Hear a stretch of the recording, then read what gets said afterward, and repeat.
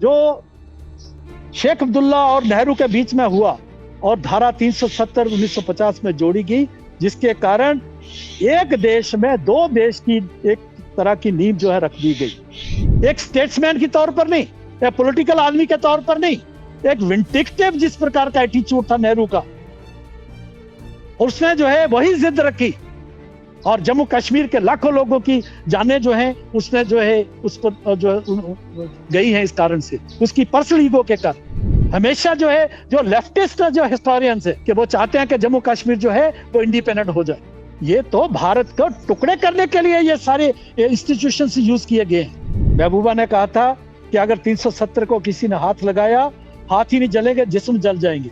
जो आपको पता है जिस पर राकेश पंडित तक आगे हत्या हुई, क्योंकि आज जो है पाकिस्तान डेस्परेट होकर इस प्रकार की हरकतें कर रहे हैं कि और चुने हुए जो नुमाइंदे हैं उनकी हत्या कर रहे हैं। कोई जो बेसिक जो पैरामीटर्स है पीपल्स ऑफ रिप्रेजेंटेशन एक्ट के, उसको फॉलो नहीं किया गया और हमेशा चीफ मिनिस्टर जो है वो कश्मीर का रहेगा। इसके कारण जम्मू और लद्दाख के साथ, और जम्मू में भी डोडा, किश्तवाड़, भद्रवा, रजौरी, पुंछ, बसोली, बनी, इसके साथ भेदभाव हुआ है। सेंटर से तो फंड्स लिए जाते हैं क्षेत्रीय आधार के ऊपर कि हमारा इतना क्षेत्रफल है। कश्मीर का लगभग 15,000 स्क्वायर किलोमीटर का है और जम्मू का क्षेत्रफल है लगभग 26,000 स्क्वायर किलोमीटर का। हमारा 10,000 स्क्वायर किलोमीटर ज्यादा है। और यहां जब बांटते थे तो पॉपुलेशन के आधार पर। जब अटल जी की सरकार थी तब यह हुआ कि हम प्रोजेक्ट्स को पैसा देंगे, हम क्षेत्र को नहीं, स्टेट को नहीं देंगे। कौन सा प्रोजेक्ट है, उस पर कितना खर्चा होना है, उसके ऊपर प्रोजेक्ट के ऊपर देंगे। लेकिन प्रोजेक्ट तो यहीं से बन के जाते थे। यहाँ की जो लोकतांत्रिक व्यवस्था खड़ी की गई वो एक तरफा थी। आपको ध्यान में होना चाहिए, आज भी कश्मीर घाटी की जो सीट्स हैं 46 हैं, जम्मू की सीट जो है 37 है। पहले 12 का फर्क था, आज जो है कम हुआ है। जो सलाहुद्दीन का घर है वहां हम 370 को डिस्कस कर रहे थे। वहां के नौजवान जो है वो कह रहे थे कि हमें चाहिए थी तरक्की, हमें चाहिए थी तामीर। इन्होंने हमारे हाथ में बंदूक दे दी। जब तक पाकिस्तान के साथ हम कश्मीर के मसले में डील नहीं कर पाते, कर लेते, वो आएगा बट वक्त, वो वक्त आने वाला है। अभी जरूरत है कंसोलिडेशन की, उसको हीलिंग की। नमस्कार दोस्तों, मैं अजीत और आज मेरे साथ जम्मू कश्मीर के पूर्व डिप्टी सीएम और स्पीकर भी रह चुके हैं ये जम्मू कश्मीर विधानसभा के डॉक्टर निर्मल सिंह, उनसे हम लोग मुलाकात करने जा रहे हैं और कई मुद्दों पे हम बात करेंगे कि जम्मू रीजन जो है वो क्या है, कश्मीर क्या है। 370 आने के बाद काफ़ी बदलाव हुए हैं और थोड़ा सा मैं संक्षिप्त जो है प्रोफेसर साहब का परिचय देना चाहूँगा कि ये जम्मू यूनिवर्सिटी जो है यूनिवर्सिटी ऑफ जम्मू, वहाँ पे ये लगातार एमफिल, पीएचडी और प्रोफेसर बन के ये सेवानिवृत्त हुए हैं। और इनकी इतिहास पे, खास करके जम्मू और कश्मीर के इतिहास की जब हम बात करते हैं कि एक स्थापित नाम है, मतलब राजनीतिक इनका करियर एक अलग रहा है, लेकिन अकादमिक करियर भी इनका बहुत ही आप कह सकते हैं कि प्रभावशाली रहा है। और राजनीतिक परिचय अगर देना चाहूँ तो मार्च 2015 से अप्रैल 2018 तक ये डिप्टी सीएम रहे और उसके बाद फिर नवंबर 2019 तक इन्होंने स्पीकर के रूप में जम्मू कश्मीर राज्य को अपनी सेवाएं दी हैं और वर्तमान में भाजपा के सबसे बड़े नेता के रूप में इनकी सार्वजनिक स्वीकार्यता है। और लगातार इन्होंने कश्मीरियों के मुद्दे पे, चाहे वो 1989 का जो शायद 7वां नरसंहार था उस एरिया का, तो उसमें जो है विस्थापित और नरसंहार से पीड़ित परिवारों की उसकी मदद करने में एक महत्वपूर्ण भूमिका निभाई है इन्होंने। उसके बाद फिर एबीवीपी और संघ से 1972 से ही जुड़े रहे हैं। अकादमिक पदों पे भी कई जगह, जैसे इंडियन हिस्ट्री कांग्रेस है उससे है, फिर पंजाब हिस्ट्री कांग्रेस है, उनमें भी इन्होंने अपनी सेवाएं दी है और कश्मीरियों की एक मुखर वॉइस बन के विदेशी मंचों पे, जिसमें इटली है, कायरो है मिस्र का, उसके बाद फिर पाकिस्तान में लाहौर हो या इस्लामाबाद हो, वहाँ पे फिर श्रीलंका में, स्वीडन में, टोरंटो में 2 बार इन्होंने कश्मीरियों के लिए उनका पक्ष जो है, भारत का पक्ष क्या होना चाहिए वहाँ पे विदेशी मंचों पे, वो किया है। डॉक्टर साहब, बहुत बहुत आभार आपका हमसे जुड़ने के लिए। और मेरा पहला प्रश्न डॉक्टर साहब ये है कि 370 जो आया और उसके बाद एक अरसा बीत चुका है, आपने पूरी राजनीति को, जो बड़े बड़े पॉइंट्स रहे हैं कश्मीर और जम्मू की राजनीति में, वो आपने सारा देखा है, समझा है, इतिहास के प्रोफेसर हैं तो आपको इतिहास का भी पता है। तो सर, क्या बदल गया है? जो 70 सालों से कुछ चला आ रहा था उसको हमने डिसकंटिन्यू कर दिया, और अभी जनमानस ने क्या उसको एक्सेप्ट किया है? वो कितना बदलाव आया है, इस पे थोड़ी सी बात कीजिए। देखिए अजीत जी, जम्मू कश्मीर का एक इतिहास में विशेष स्थान रहा है, और आज से ही नहीं, मध्यकाल से ही, और मैं कहूँगा प्राचीन काल से ही जम्मू कश्मीर और विशेष तौर पर कश्मीर जो घाटी है वो एक खास स्थान रखती है भारतीय इतिहास में। और 370 की आपने बात की, क्योंकि 1947 में जब टू नेशन थ्योरी के आधार पर भारत का विभाजन हुआ, भारत दो हिस्सों में बटा, और उस वक्त जो थी 562 स्टेट्स थी पूरे भारत में, जिनमें से 555 स्टेट्स ऐसी थी जिन्होंने भारत के साथ विलय किया, और विलय करने का अधिकार जहां की जो रियासतें थी, वहां के राजा महाराजा या जो भी वहां के किंग्स थे उनके हाथ में था। तो 26 अक्टूबर 1947 को जम्मू कश्मीर का विलय महाराजा हरि सिंह ने भारत के साथ किया, और जम्मू कश्मीर जो है भारत का अभिन्न अंग कानूनी तौर पर बन गया। लेकिन अनफॉर्चुनेटली उस समय की जो केंद्र की सरकार थी, उस समय जवाहरलाल नेहरू के नेतृत्व में जो कांग्रेस की सरकार थी, उसमें और जम्मू कश्मीर में शेख अब्दुल्ला और उसके परिवार, वो शेख अब्दुल्ला मुख्यतः था, और नेशनल कॉन्फ्रेंस में आपस में जो गठजोड़ था, जिस प्रकार से उसके साथ खिलवाड़ किया गया, सीधा सीधा ये कानूनी पहलू था इसमें, लेकिन उसको पेचीदा बना दिया गया। और ये मौका मिला पाकिस्तान पाकिस्तान ने जम्मू कश्मीर के ऊपर हमला किया, और जो है 1/3 जम्मू कश्मीर अपने हाथ में ले लिया, अपने कब्जे में ले लिया, जिसको हम POJK कहते हैं। तो ये तब से डिस्प्यूट है। हम UNO में गए और UN में इंटरनेशनलाइज किया, ये गलतियां जो थी वो थी, लेकिन उससे जो बड़ी गलती की गई वो थी जब 1950 में हमारा संविधान बना। संविधान में जो धारा 370 को जोड़ा गया और एक विशेष दर्जा जम्मू कश्मीर को दिया गया, जिसका कोई मतलब नहीं था। अगर 555 स्टेट्स जो थी वो भारत के साथ मिल गई, चाहे वो राजस्थान की स्टेट्स थी, गुजरात सौराष्ट्र की स्टेट्स थी, पंजाब की स्टेट्स थी, हिमाचल की स्टेट्स भी, और जहां यूपी और बाकी जगह की स्टेट्स थी, अगर उनका पूर्ण विलय हो गया तो जम्मू कश्मीर का भी होना चाहिए था। लेकिन क्योंकि जवाहरलाल नेहरू खुद भी कश्मीरी थे और शेख अब्दुल्ला भी कश्मीरी थे, उनकी जो आपस की जो अंडरस्टैंडिंग थी, उसके कारण जो है ये सारा जो एक गड़बड़ की गई, जिसका भुगतान आज तक हम कर रहे थे। आज यहाँ पर जो उग्रवाद है, अलगाववाद है, पाकिस्तान को जो मौका मिला इसके साथ खिलवाड़ करने का, और कश्मीरियों को, जो कश्मीरी 1947 में भारत के साथ खड़े रहे, उस समय मोहम्मद अली जिन्नाह कश्मीर में आए और उनकी कोशिश थी, मोहम्मद अली जिन्नाह की कोशिश थी किस तरीके से कश्मीर जो है पाकिस्तान में टू नेशन थ्योरी के आधार पर जाए। महाराजा तो नहीं मानते थे, उन्हें मानने का मतलब ही नहीं था, लेकिन उन्होंने जरूर कोशिश की शेख अब्दुल्ला और उनके ऊपर जो है अपना प्रभाव जमाने की, लेकिन कश्मीरी नहीं गए। लेकिन उसके बाद जो शेख अब्दुल्ला और नेहरू के बीच में हुआ और धारा 370 1950 में जोड़ी गई, जिसके कारण एक देश में दो देश की एक तरह की नींव जो है रख दी गई। और 370 जोड़ने के बाद जो है जम्मू कश्मीर को जो विशेष दर्जा दिया, उसके बाद 35A आया, जिसके कारण यहाँ का जो है एक विशेष जो है करेक्ट बना रहे।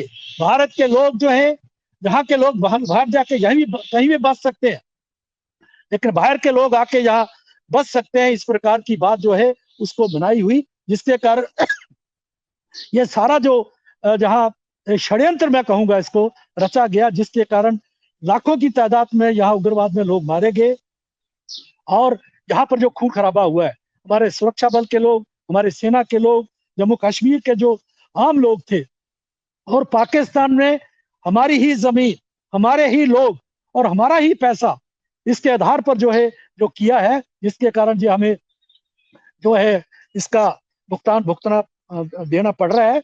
और 5 अगस्त 2019 को जो हुआ है वो एक टर्निंग पॉइंट है। उसके क्या बाद बदला, ये आगे चर्चा का विषय है। सर, आपने क्या देखा, मतलब जनमानस से आप जब लोगों से बात करते हैं, कश्मीर हो या जम्मू हो, तो 370 के बाद आम लोगों में उसको लेके क्या राय है? क्या वो एक्सेप्ट कर रहे हैं या उन्हें लग रहा है कि एक्सेप्ट करने के अलावा कोई चारा ही नहीं है, तो इस कारण विवशता में एक्सेप्ट कर रहे हैं?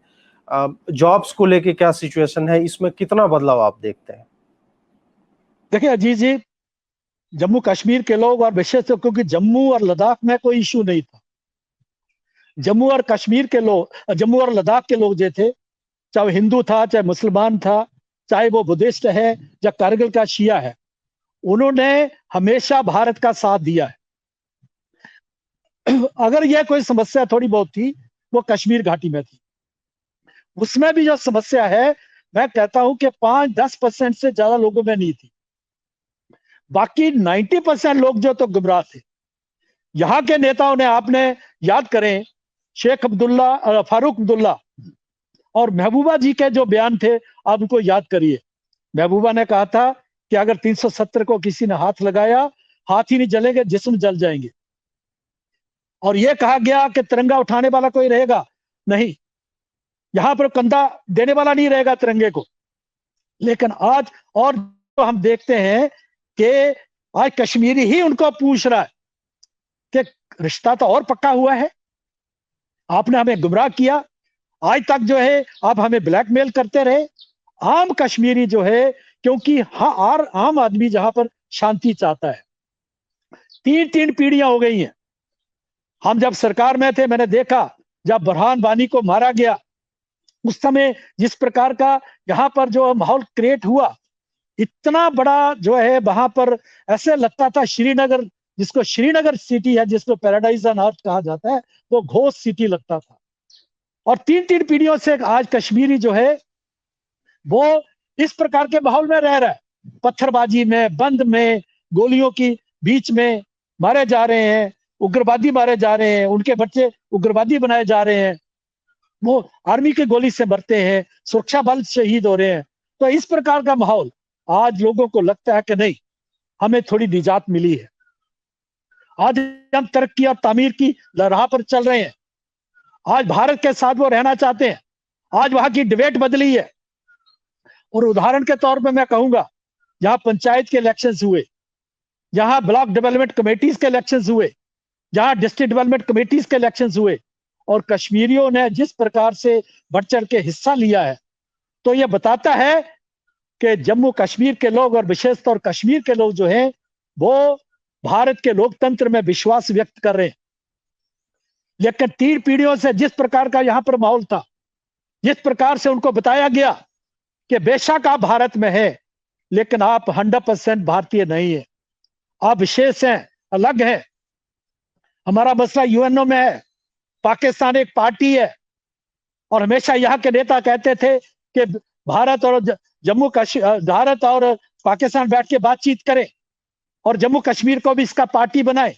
इस प्रकार का स्टैंड था नेशनल कॉन्फ्रेंस, पीडीपी और बाकी लोगों का। हुर्रियत के लोग और जो बाकी लोग, तो वो तो आजादी मांगते थे, पाकिस्तान मांगते थे।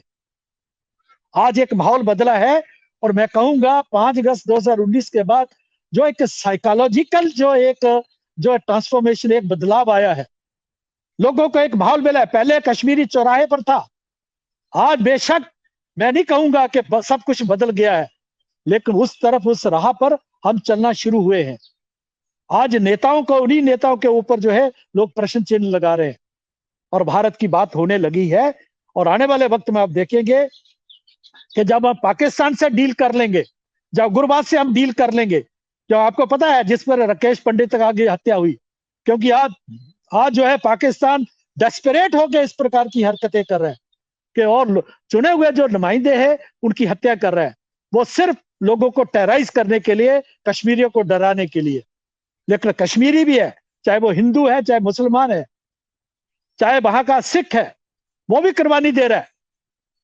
हमने देखा वसीम वारी, हमारा डिस्ट्रिक्ट प्रेसिडेंट जो था भारतीय जनता पार्टी का बांडीपुरा का, उसने अपनी कुर्बानी दी, कई लोगों ने कुर्बानियां दी है।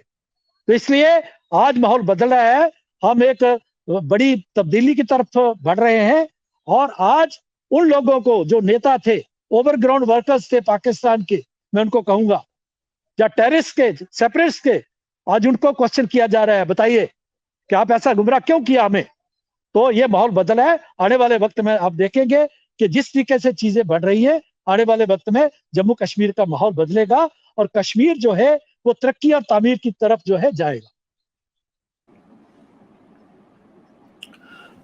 सर, अगला प्रश्न अब कश्मीर से जो है जम्मू पे शिफ्ट करते हैं कि केंद्र सरकार कोई भी रही हो, हमेशा हमने देखा है कि उनका ध्यान जो होता है, और उनका ध्यान हमेशा कश्मीर पे भी होता है, और वो इस बात को पब्लिसाइज करते हैं। जबकि कश्मीर जो है एक घाटी, आप कह सकते हैं, कश्मीर में भी घाटी पे ज्यादा ध्यान रहता है।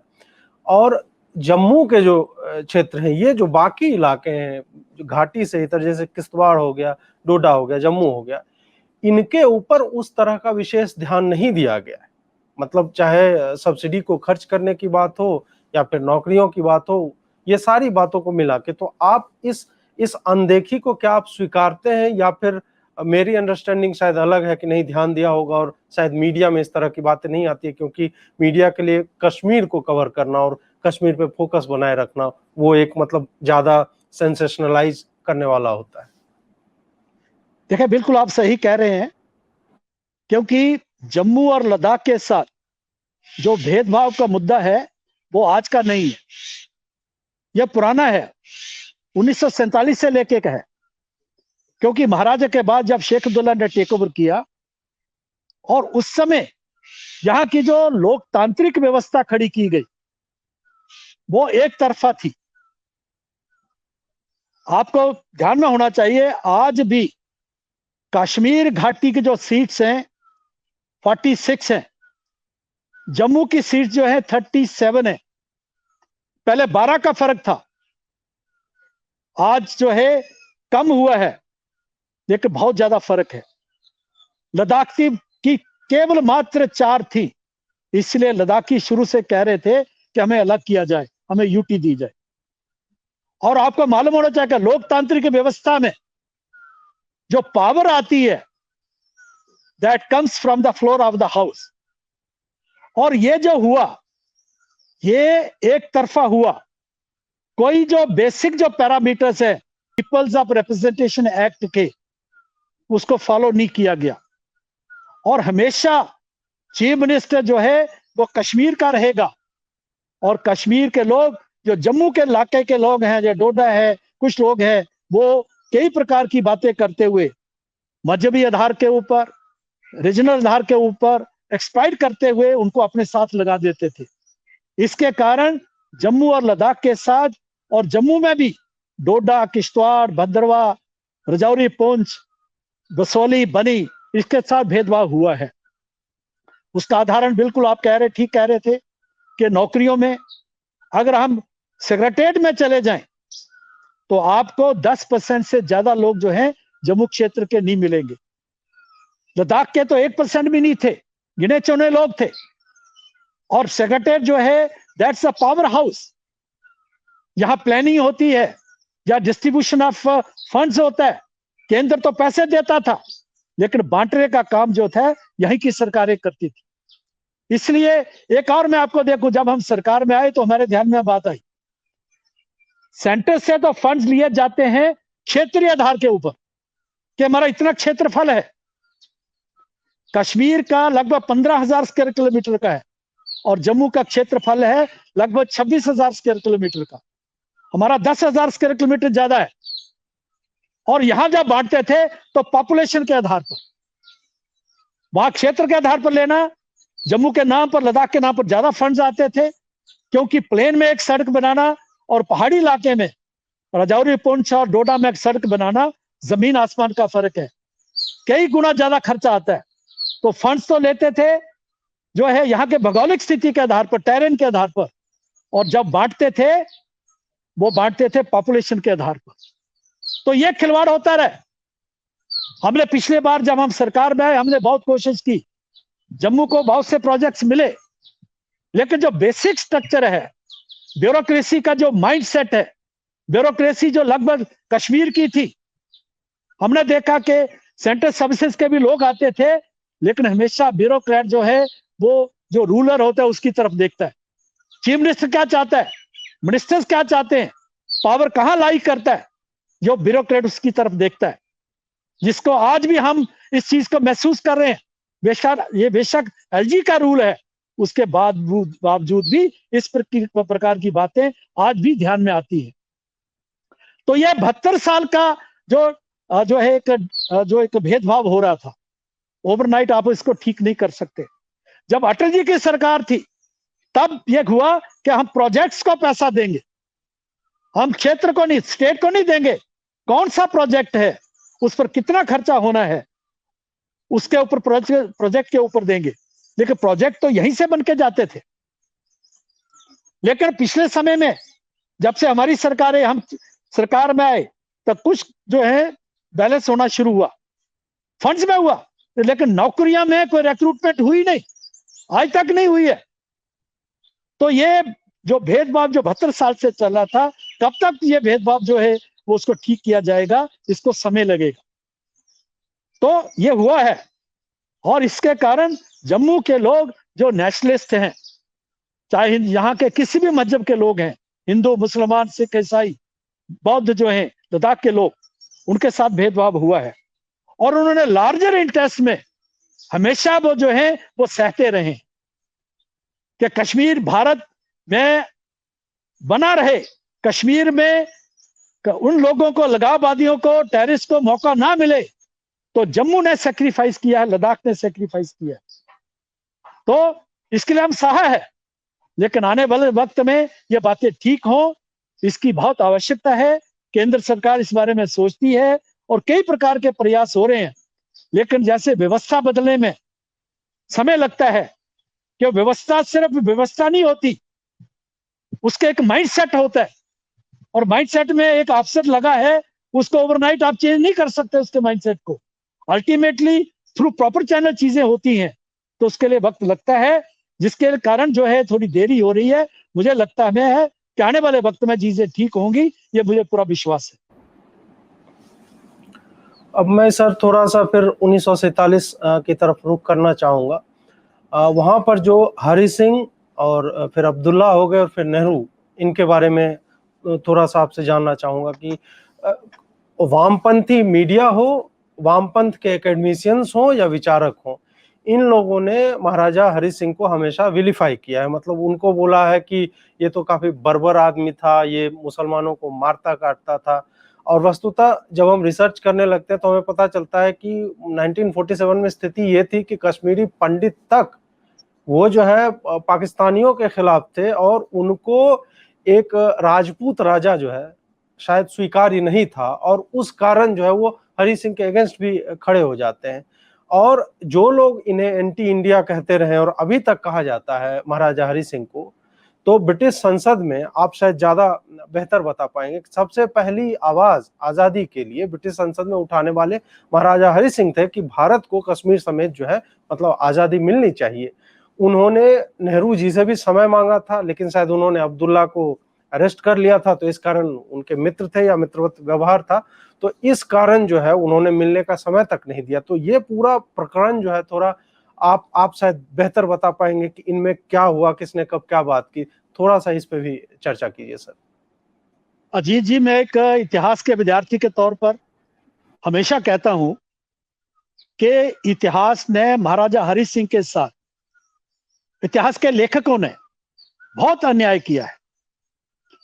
ऐसा महाराजा जो उस समय से के लिहाज से मोस्ट प्रोग्रेसिव था। 1925 में जो राजगद्दी पर बैठे, पहले उन्होंने यहां के किसानों को हक दिए, जो टिलर्स थे, आम लोगों को हक दिए, कश्मीरियों को भी और आम लोगों को। वो महाराजा था जिसने हरिजनों को, शेड्यूल कास्ट को टेंपल एंट्री दी 1932 में। तब ट्रेवनकोर एक सी रियासत थी, यहां पर इस प्रकार की व्यवस्था थी। गांधी जी ने बाद में हरिजन्स की बात करना शुरू की है। तो वो महाराजा थे, वो आर्य समाज से इन्फ्लुएंस थे। वो लोग महाराजा हरि सिंह थे जिनको कश्मीरी आज भी जो पुराने जो बुजुर्ग कश्मीरी हैं उसको आज भी याद करते हैं। पिछले दिनों जब फ्लड्स आए तो मेरे साथ पीडीपी के मिनिस्टर्स थे, हम जब टूर करते थे तो वो मिनिस्टर्स करते थे कि देखिए ये चैनल बनाया है, ये फ्लड चैनल को ठीक किया है महाराजा ने, और हमने क्या किया, यहां पर कंस्ट्रक्शन करवा दी, इंक्रोचमेंट करवा दी। ये महाराजा ने किया। महाराजा ने कश्मीरी मुसलमानों के लिए, उनके लिए विशेष जो है स्कूलों में मौलवियों को अपॉइंट किया, क्योंकि उस समय मुस्लिम जो थे पढ़ाई की जो दूसरी पढ़ाई है, इंग्लिश या दूसरी नहीं जाते थे, उनको कुरान शरीफ पढ़ाने के लिए उनके लिए जो हम उन्होंने वो किए, उसको जो है अपॉइंटमेंट्स की, मौलवियों की विशेष स्कूल खोले हरिजनों के लिए, महिलाओं के लिए। वो महाराजा था जो आप ब्रिटिश पार्लियामेंट की बात कर रहे थे, राउंड टेबल कॉन्फ्रेंस में उन्होंने जब उसको पूछा गया कि what shall be your fate in independent in the commonwealth, तब महाराजा ने कहा था कि we shall serve our people like as servants, लेकिन आप हमें कॉमनवेल्थ में जो है भारत को हिस्सा दीजिए, जो है बराबर का उसका जो हिस्सा दिए, जो उसका जो है स्थान दीजिए। वो महाराजा जिसने 1932 में जहां प्रजासभा का निर्माण किया, 1939 में यहां कॉन्स्टिट्यूशनल मोनार्की बना दी गई। कोई एक मुझे इंस्टांस बता दे कि महाराजा ने, जबकि अंग्रेज और शेख अब्दुल्ला मिलके महाराजा को तंग करते थे, क्योंकि अंग्रेजों की कोशिश थी कि गिलगित जो है, क्योंकि गिलगित में उस समय क्या था, जारिस जो रशिया था, कम्युनिस्ट रशिया था, वो हमारे बॉर्डर्स की तरफ, अफगानिस्तान की तरफ जो है वो एक्सपेंड कर रहा था, तो वहां पर नजर रखना चाहते थे। लेकिन महाराजा मानने के लिए तैयार नहीं था कि गिलगित जो है, वो कहते थे गिलगित जो आज पाकिस्तान पीओके में पड़ता है कि मुझे स्टेट का हिस्सा है, आपका कोई बिजनेस नहीं यहां पर। तो इसलिए उसको तंग करने के लिए, उसको प्रेशराइज करने के लिए अंग्रेजों ने शेख अब्दुल्ला को महाराजा के खिलाफ यूज किया। तो ऐसा शेख बाद में वो नेहरू की जो है गोदी में बैठ गया जाके। क्योंकि नेहरू क्यों तंग था, क्योंकि नेहरू बेसिकली, नेहरू की जो साइकोलॉजी आप स्टडी करेंगे, आप उसको पढ़ेंगे, तो जो प्रिंसली स्टेट थे उसके खिलाफ था नेहरू। वो सोशलिस्ट अपने आप को कहता था, लेकिन उसको उस समय के राजा महाराजों की स्ट्रेटेजिक पोजीशन क्या है, सामरिक उनका क्या महत्व है, उसने इग्नोर किया, जिसके कारण आज जम्मू कश्मीर जो है यहां पर जो है भुगत रहा है। तो वो जब 1946 को कैबिनेट मिशन यहां पर आया और शेख अब्दुल्ला ने जो है इंडिपेंडेंस की बात करना शुरू कर दी कैबिनेट मिशन के सामने, तब महाराजा ने शेख अब्दुल्ला को अरेस्ट किया। तो शेख अब्दुल्ला को छुड़ाने के लिए जवाहरलाल नेहरू जो है वो हाला की तरफ से, कश्मीर की तरफ से, वो कश्मीर मेयर उसको मना कर दिया। महाराजा ने कहा आप मत आइए, अल्टीमेटली उनको हाउस अरेस्ट कर लिया। महाराजा ने, मजबूरी थी। जब हाउस, उसको जो है नेहरू ने एक स्टेट्समैन के तौर पर नहीं, एक पॉलिटिकल आदमी के तौर पर नहीं, एक विंटिक्टिव जिस प्रकार का एटीट्यूड था नेहरू का, उसने जो है वही जिद रखी, और जम्मू कश्मीर के लाखों लोगों की जानें जो है उसने जो है उस पर जो है गई है, इस कारण से, उसकी पर्सनल ईगो के कारण। वही नेहरू जिसको फिर 1953 में शेख अब्दुल्ला को अरेस्ट करना पड़ा, जब वो अमेरिका के साथ जो है वो जम्मू कश्मीर को इंडिपेंडेंट करने के लिए जो षड्यंत्र रचाता था थ्रू पाकिस्तान। तो ये जो नेहरू और शेख अब्दुल्ला की जो मिली भगत थी, और महाराजा हरि सिंह ने हमेशा भारत की बात की है। हमेशा जो है, जो लेफ्टिस्ट जो हिस्टोरियंस है, उनकी क्या बात करें, उनकी बेसिक आपने अप्रोच किया है हिस्ट्री में कि वो चाहते हैं कि जम्मू कश्मीर जो है वो इंडिपेंडेंट हो जाए। वो तो भारत के कई हिस्से करना चाहते हैं लेफ्टिस्ट। आज वो कांग्रेस में घुसे हुए थे, यहाँ की नेशनल कॉन्फ्रेंस में घुसे हुए थे, जिस प्रकार से कैमोफ्लेज करके, और उन्होंने इस प्रकार का ये षड्यंत्र, मैं आपको एक उदाहरण दूंगा। 1960s 70s में कश्मीर यूनिवर्सिटी में एक सेमिनार होता है, उसकी फंडिंग जो थी वो Indian historical research ICHR, Indian council of historical research ने किया।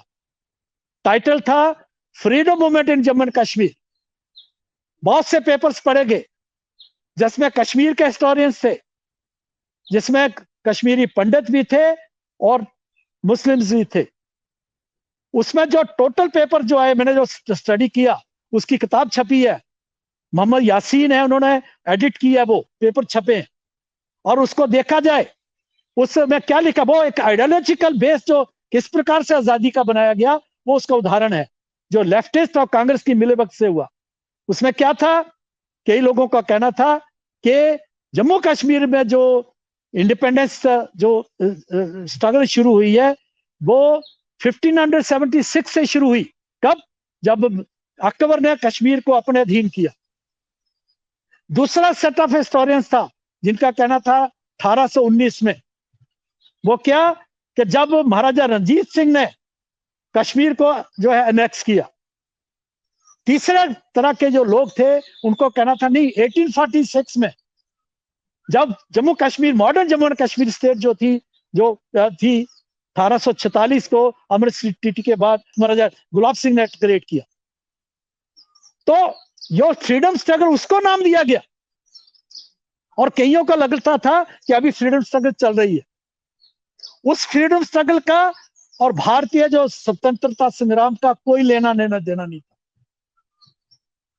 कोई उनके मुद्दे कॉमन नहीं थे। ये जो मूवमेंट थी जिसको वो कहते हैं शेख अब्दुल्ला, जिसको लीड कर रहे थे, नेशनल कॉन्फ्रेंस, पहले मुस्लिम कॉन्फ्रेंस थी, वो जो नेशनल कॉन्फ्रेंस बनी, वो एंटी महाराजा मूवमेंट थी। वो मूवमेंट जिसका आधार कम्युनल था बेसिकली। बाद में उन्होंने जो है उसमें कोई सेकुलर एजेंडा जोड़ा। वो anti that was for the democratisation of the national जो है इंडियन मतलब Jammu Kashmir political system, democratic rights के लिए था, जिसमें महाराजा ने प्रजासभा करके और बाकी बाद में दिए, और 1939 में कॉन्स्टिट्यूशनल मोनार्की यहां बनाई। लेकिन वो स्ट्रगल था, that became the base of present type जो है फ्रीडम स्ट्रगल। उसमें यहाँ के जितने भी लोग थे जो लेफ्टिस्ट इन्फ्लुएंस थे, हिस्टोरियंस थे, बाकी आम स्कॉलर्स थे, और ICHR जिसके ऊपर लेफ्टिस्ट था, और ये जो इंडियन हिस्ट्री कांग्रेस के ऊपर सभी का उनका जो कंट्रोल था ICHR में, इस प्रकार की एजेंसी जिसको फंड करती थी। ये तो भारत को टुकड़े करने के लिए ये सारे इंस्टीट्यूशन यूज किए गए हैं। हम दाद देना चाहेंगे हमारे प्रधानमंत्री नरेंद्र भाई मोदी को और बीजेपी सरकार को और भारत के लोगों को, जिन्होंने 1914 में 1900 उसके बाद जो है ये जो सारा हुआ है 1909 के बाद, नहीं तो इन्होंने तो कश्मीर को बेच दिया था, बिल्कुल दे दिया था। आज कश्मीरियों की आंखें खुल रही, आज उनको लगता है कि नहीं, ये जो पॉलिटिकल लोग हैं इन्होंने हमें गुमराह किया है। तो यहां बहुत बड़े षड्यंत्र हुए, इंटरनेशनल फोर्सेस थी, पाकिस्तान था, उनके जो है टाउट्स हैं, जहां उग्रवादी हैं, हुर्रियत के लोग हैं, सॉफ्ट सेपरेटिस्ट थे, नेशनल कॉन्फ्रेंस, PDP और बाकी यहाँ के कांग्रेस तक के लोग। आज भी कांग्रेस जो है जिसके दौरान 370 टेम्परेरी के तौर पर इंडक्ट किया गया, आज अभी 5 अगस्त 2019 को जो उसको समाप्त किया गया है, हटाया गया है, उसको कांग्रेस अभी भी स्वीकार करने के लिए तैयार नहीं है। यह विडंबना रही है इस देश की। यह हमारा जो है जम्मू कश्मीर की जो है ट्रेजेडी है। This is tragedy of Jammu Kashmir. कभी इतिहास इन लोगों को माफ नहीं करेगा। लेकिन मैं कहूंगा जितनी जल्दी हम लोग समझ जाएं, देश समझे, और जो षड्यंत्र आज भी हो रहे हैं उनसे आप आगाह नहीं हुए तो अजीत जी, मैं कहूंगा जम्मू कश्मीर ने बहुत बड़ी कीमत दी। हमने हर घर में गोया, मेरे सगे साला श्रीमती के बड़े भाई कुर्बान हुए हैं। कोई घर आपको ऐसा नहीं मिलेगा जिसमें कुर्बानी नहीं दी है। उसमें सभी मजहबों के लोग मैसेकर्स हुए। आज भी मैं बटोत में डोडा जो जिसमें रामबन में बैठा हुआ, तो ये समझना पड़ेगा देश को। मैं आपके माध्यम से ये मैं सभी से अपील करना चाहूंगा कि यार भाई समझो, राजनीति अपनी जगह, हेट मोदी अपनी जगह, हेट बीजेपी अपनी जगह, लेकिन आने वाली पीढ़ियों के लिए, अपने वाले भविष्य के लिए अगर इस प्रकार का खिलवाड़ जो हो रहा है, अगर उसके मुख दर्शक बन के हम जो है इसको सहन करेंगे तो हम, एक समय था हिंदू कुश तक हमारी सीमाएं थी, आज कहां आ गया है। ठीक है सर। 1875 को ज्यादा देर नहीं हुई है अफगानिस्तान जो हमसे अलग हुआ था, इसलिए ये समझना पड़ेगा। अगला प्रश्न सर वर्तमान सिचुएशन को लेके है कि काफी समय बीत चुका है 5 अगस्त 2019 से अभी तक, और अभी भी कुछ लोग हैं जो इस तरह की बातें करते हैं, और शायद उनकी बात सही भी है कि जब जम्मू से कश्मीर का कुछ भी नहीं मिलता जुलता है, मतलब न रहन सहन, न खान पान, न वेशभूषा, उनका पेशा अलग है, हर एक चीज अलग है, फिर भी जब भी हीलिंग टच की बात होती थी तो वो पूरा का पूरा कश्मीर को ही हील करने की बात होती थी, और उसमें जम्मू जो है कहीं ना कहीं इग्नोर कर दिया जाता था।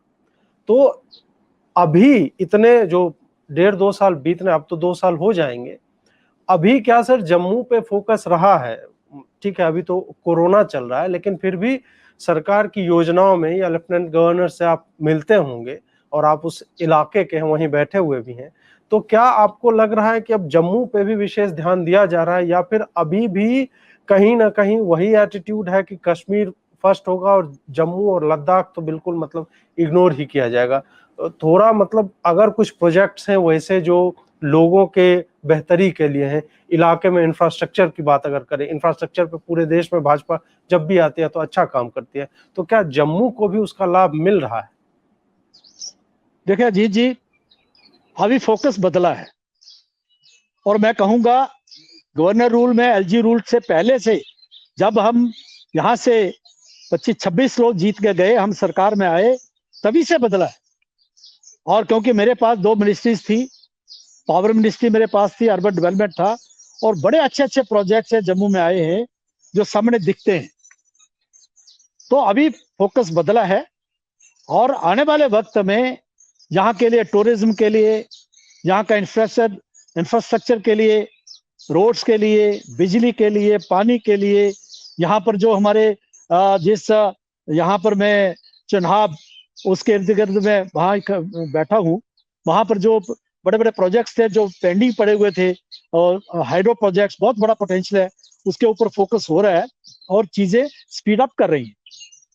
लेकिन आपको पता है कि डेवलपमेंट जो है एक कंटिन्यूस प्रोसेस है, ओवरनाइट नहीं होता।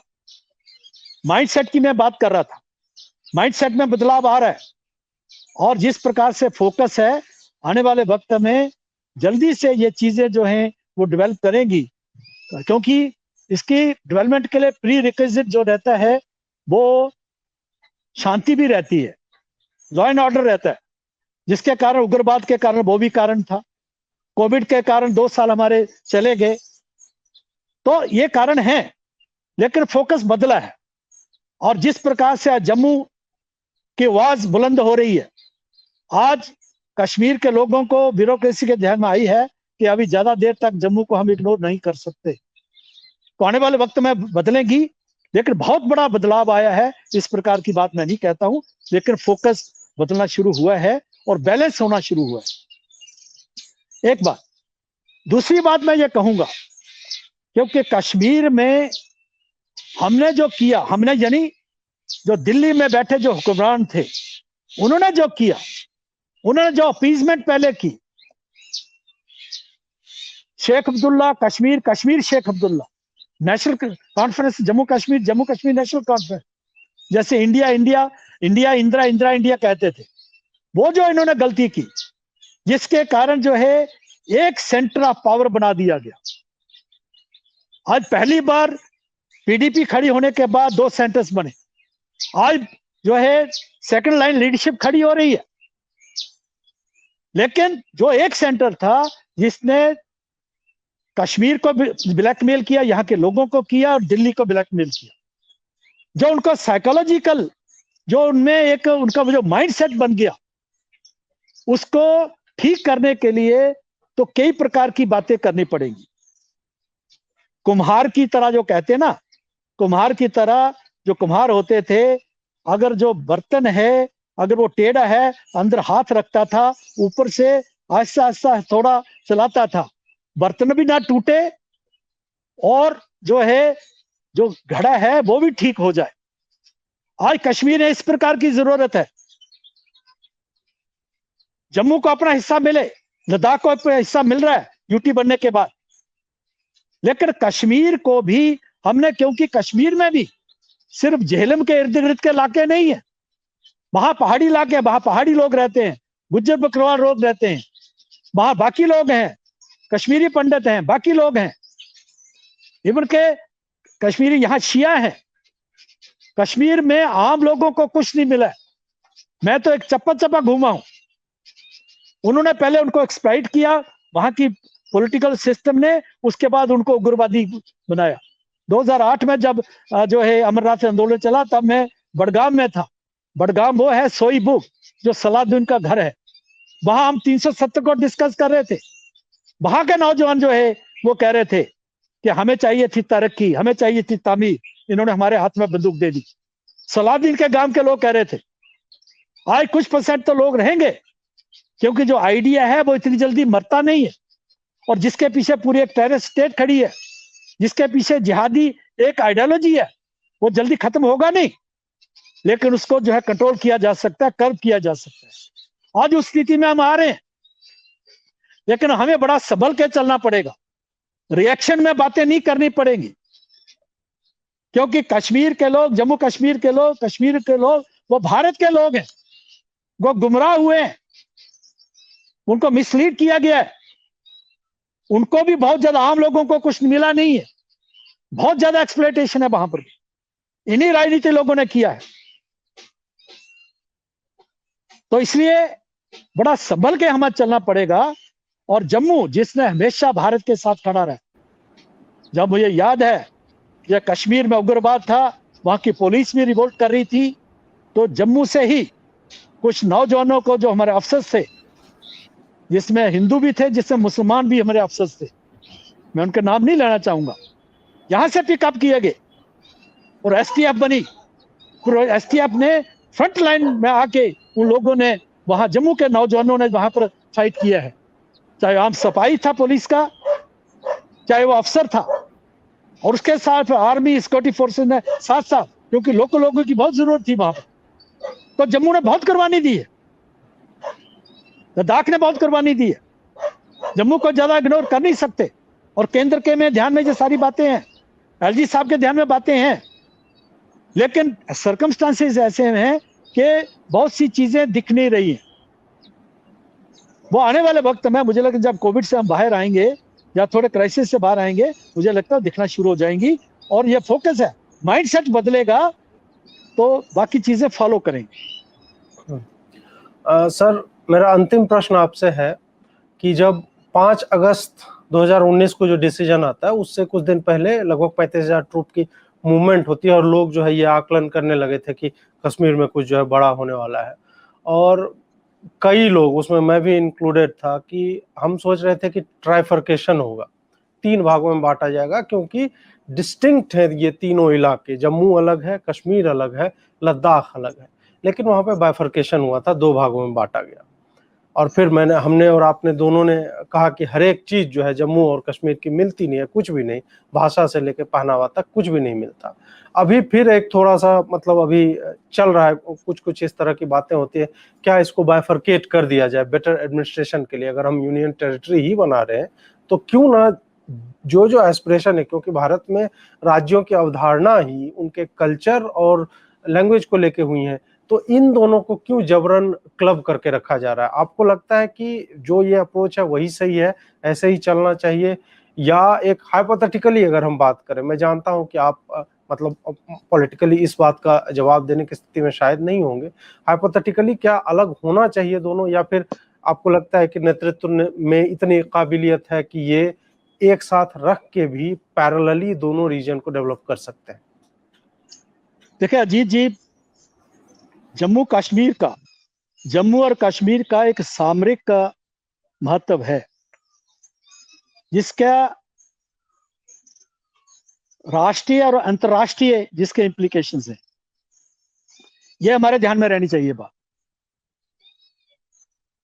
मैं ये जो प्रोसेस था ट्राइफिकेशन का, शुरू से ही मैं ऐसी बैठकों में रहा हूं जहां पॉलिसी मैटर्स डिस्कस हुए। विचार परिवार में भी इसके ऊपर आपस में डिफरेंसेस आए, वो जग जाहिर है, लेकिन इसके बावजूद के जम्मू ने बहुत सेक्रीफाइस किया है। और ऐतिहासिक तौर पर आप बिल्कुल सही कह रहे हैं, 1847 से पहले कभी भी जम्मू और कश्मीर एक नहीं रहे हैं। और बिल्कुल आपने कहा, कल्चरली, जियोग्राफिकली, हिस्टोरिकली और किसी तरीके से हमारी बहुत ज्यादा लिंग्विस्टिकली हमारे मेल खाता नहीं, स्वभाव में भी हमारी मेल नहीं खाता है। लेकिन क्योंकि जम्मू कश्मीर जो स्टेट है, जब 1846 में भी बनी, 47 में बनी थी, उस समय जो स्ट्रैटेजिक इसकी पोजीशन थी, और जिसमें जो ब्रिटिश इंडिया था, ब्रिटिश एम्पायर था, और उस तरफ से जारिस्ट एम्पायर था, जार का जो था, और ये जो थी चाइनीज एम्पायर था, इसके बीच होने के नाते जो है उसको मद्देनजर रखते हुए इसको क्रिएट किया गया। यहां तक के ब्रिटिश कैंप में भी दो प्रकार के ओपिनियंस थी। एक था कि इसको नेक्स्ट किया जाए ब्रिटिश एम्पायर में, लेकिन जो डोमिनेंट जो व्यू था उसमें यह था कि नहीं, इसको जो है एक इंडिपेंडेंट स्टेट यहां पर रहना, इस प्रकार का रहना जो फ्रेंडली हो ब्रिटिश एम्पायर की तरफ, उसकी आवश्यकता है। हूबहू मैं वो बात नहीं कह रहा जो आज है, लेकिन मैं ये कहना चाहूंगा कि जब तक पाकिस्तान के साथ हम कश्मीर के मसले में डील नहीं कर लेते, वो आएगा बट वक्त, वो वक्त आने वाला है, तब तक इस प्रकार की बात सोचे। मुझे मालूम है मेरा क्रिटिसिज्म होगा, जो लोग सुनेंगे, हमारे लोग सुनेंगे, वो कहेंगे कि निर्मल सिंह ये क्या कह रहा है। लेकिन जो लार्जर इंटरेस्ट में ये कह रहा हूं मैं, इसके बावजूद भी हमने बहुत कुर्बानियां दी हैं हर तरह की, लेकिन जम्मू कश्मीर का जो है तब तक हमें लगता है, मेरा व्यक्तिगत मत है और पार्टी भी इसी लाइन पर सोचती है, मुझे लगता है कि जब तक कश्मीर को के मुद्दे पर पाकिस्तान से हम डील नहीं कर लेते, तब तक इस प्रकार की बात मुझे लगता है, जो मुझे लगता नहीं है कि होगी, जो मेरी अंडरस्टैंडिंग है। हाँ, जम्मू में इंपावरमेंट की जाए, हाँ ग्रास रूट लेवल पर की जाए, फंड्स का डिस्ट्रीब्यूशन हो, एम्प्लॉयमेंट में उनका हिस्सा मिले, इस प्रकार के जो है कुछ मेजर्स लेने पड़ेंगे। लेकिन जो वाइफ्रिकेशन है, उस प्रकार की बात मुझे नहीं लगता कि अभी कोई इस प्रकार की सोच होगी। मेरी अंडरस्टैंडिंग के मुताबिक, जो मेरी जानकारी है, छोटी मोटी सुनी सुनाई बात है, मैं क्लेम नहीं करता कि जब ये तीन मुद्दों के ऊपर चर्चा हुई थी, एक था कि तीनों यूनिट टेरिटरीज, एक था जम्मू को अलग स्टेट और 2 यूनिट टेरिटरीज, और तीसरा जो प्रेसिडेंट था, लेकिन अल्टीमेटली इसके ऊपर मोहर लगी, इसको जो है माना गया। और अभी वक्त है, अभी ऑपरेशन के बाद का वक्त है। जब अब मरीज कैंसर हो जाता है, ऑपरेशन होता है, ऑपरेशन के बाद वो जो कैंसर का जो रहता है मैसूर रहता है, वो बॉडी के बाकी अंगों पे को भी खाता है। अभी जरूरत है कंसोलिडेशन की, उसको हीलिंग की, और उसको हीलिंग को करते हुए ताकि लोगों को जो है उस तरीके से जो है चीज जो है उस लाइन पर लाया जाए। मुझे लगता है मेरा व्यक्तिगत विचार है। और दूसरा, नेशनल बिल्डिंग जो होती है वो साल 2 साल 10 साल 1-2 पीढ़ियों में नहीं होती, टाइम लगता है। वो टेम्परेरी जो जो जो क्या नाम था आर्टिकल था, 72 साल लगे हमें उसको ठीक करते हुए। एक स्टेप लिया है, बहुत बड़ा स्टेप लिया है, कॉन्स्टिट्यूशनली हमने उस चीज को करेक्ट किया है, लेकिन अल्टीमेटली उसको जमीन पर उतारना है, लोगों के जहन में लाना है, उसकी जरूरत है। और मुझे लगता है कि आजकल का जो व्यवस्था है उस लाइन पर सोच रही होगी, ये मेरा मानना है। सर, आपने हमें समय दिया, उसका आभार। और मेरी आशा है कि जम्मू भी न सिर्फ कश्मीर के कंपैरिजन में, बल्कि मैं चाहता हूं कि जम्मू भारत के किसी भी अगर ज़्यादा डेवलप्ड शहर जो है, दिल्ली हो गया, मुंबई हो गया, इस तरह के शहरों की श्रेणी में आए और वहाँ के यूथ को अपॉर्चुनिटीज़ मिले, वहाँ का इंफ्रास्ट्रक्चर डेवलप हो। और मैं यह आश्वस्त हूँ कि सरकार इस पे अवश्य काम कर रही होगी। आपने भी सारे प्रोजेक्ट्स के बारे में याद दिलाया और बताया कि इसमें एक निवेदन करना चाहूंगा आपके चैनल के माध्यम से। जी मैं सर। जितने भी इन्वेस्टर्स हैं भारत के, उनसे मैं अपील करना चाहूंगा, आइए, जम्मू में बहुत अच्छा माहौल है इन्वेस्टमेंट करने के लिए। इन्वेस्टमेंट आएगी क्योंकि यहाँ के लैंड लॉज ऐसे थे कि कोई इन्वेस्ट करने के लिए आता नहीं था। यहाँ वायलेंस और जो सिक्योरिटी सिनेरियो ऐसा था, कोई इन्वेस्ट करने के लिए आता नहीं था। आज माहौल है, आज लैंड लॉज बदले, बहुत बड़ा अपॉर्चुनिटी है। ये बिल्कुल खाली जगह पड़ी हुई है, और माता वैष्णो देवी के चरणों में, बाबा अमरनाथ के चरणों में आप आइए और यहाँ पर इन्वेस्ट करिए। यहाँ के लोगों को, नौजवानों को जो है एम्प्लॉयमेंट मिले, जैसे यहाँ की डेवलपमेंट मिले, तभी वो जो भारत राष्ट्र के लिए बहुत बड़ा कंट्रीब्यूशन होगा। जी सर, मेरी भी उम्मीद यही है। और आपने अपना समय दिया हमें, और डू पॉलिटिक्स की पूरी टीम की तरफ से आपको बहुत बहुत आभार जुड़ने के लिए।